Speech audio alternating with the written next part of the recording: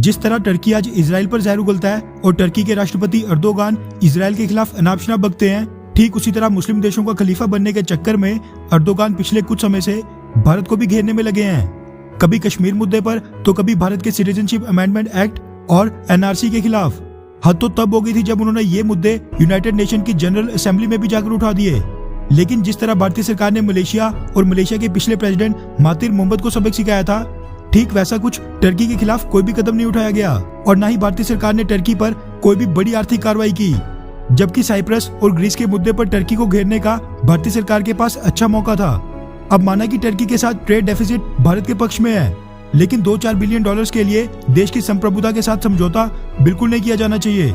वहाँ टर्की भारत के खिलाफ जहर उगले, पाकिस्तान को हाईटेक हथियार सप्लाई करे, उनकी टेक्नोलॉजी ट्रांसफर करे, पाकिस्तान को डिप्लोमेटिक कवर प्रोवाइड करे और हम 2-4 पैसों के लिए चुप बैठे हैं। ऐसा बिल्कुल नहीं होना चाहिए और शायद अब भारतीय सरकार को भी इस चीज का एहसास हो गया है, जिसके बाद अब टर्की के खिलाफ कोई बड़ा सैन्य ऑप्शन तलाशने के संकेत दिए जा रहे हैं। अब जिस तरह भारत पाकिस्तान और इजराइल फलस्तीन एक दूसरे के कट्टर दुश्मन है, ठीक उसी तरह टर्की और ग्रीस भी एक दूसरे के दुश्मन है, जो कि हर वक्त किसी भी युद्ध से 2 कदम दूर रहते हैं। हाल ही में ये दोनों देश आपस में विवाद के कारण युद्ध के बेहद करीब पहुंच गए थे।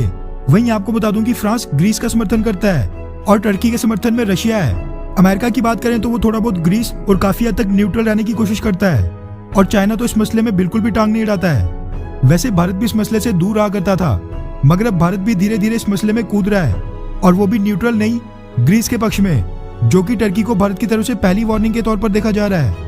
दरअसल Greek city times, Navbharat times और कई मीडिया हाउसेस के हवाले से मीडिया रिपोर्ट सामने निकल कर आ रही है कि directorate of civil defence and international relations Greece के डायरेक्टर डॉक्टर कॉन्स्टेंटिनोस बालोमिनोस ने भारतीय एम्बेसी में तैनात defence attache colonel Anoop Ashish के साथ एक बायलैटरल मीटिंग की। अब क्योंकि दोनों देशों के बीच इस मीटिंग में भारत के डिफेंस अटैचे इन्वॉल्व थे, जो कि एक सैन्य अधिकारी होते हैं, इसलिए इस डेवलपमेंट को बहुत ही खास माना जा रहा है। रिपोर्ट्स के मुताबिक ग्रीस भारत के साथ सैन्य संबंध मजबूत करना चाहता है, जिसको लेकर ये मीटिंग हुई। दोनों देशों के अधिकारियों के बीच इस मीटिंग में ग्रीक और भारतीय सेना के बीच बायलैटरल और मल्टीलेटरल लेवल की एक्सरसाइजेस और ऑपरेशनल ट्रेनिंग करने पर बात हुई। इसी के साथ दोनों देश मिलिट्री एकेडमिक ट्रेनिंग और हाइब्रिड थ्रेट से संबंधित क्षेत्र में कैसे सहयोग बढ़ा सकते हैं, उस पर भी चर्चा हुई।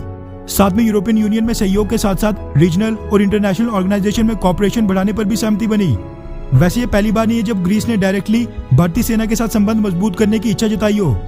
इससे पहले भी ग्रीस ने भारत को इस तरह की ज्वाइंट मिलिट्री एक्सरसाइजेस और ट्रेनिंग के लिए रिक्वेस्ट की थी, लेकिन भारतीय सरकार ने अभी तक इस पर कोई भी फैसला नहीं लिया था।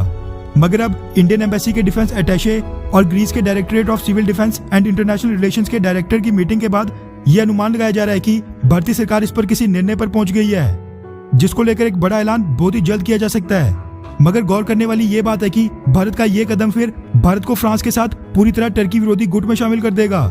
वैसे आपको क्या लगता है कि क्या टर्की के खिलाफ ग्रीस की सेना के साथ एक्सरसाइजेस और ट्रेनिंग करनी चाहिए, हाँ या फिर नहीं? नीचे कमेंट करके अपनी राय जरूर बताएं। अच्छा सुनो, चैनल को सब्सक्राइब करो, उसके बाद घंटी बजा देना ताकि अगली वीडियो आपसे मिस ना हो पाए। Thank you.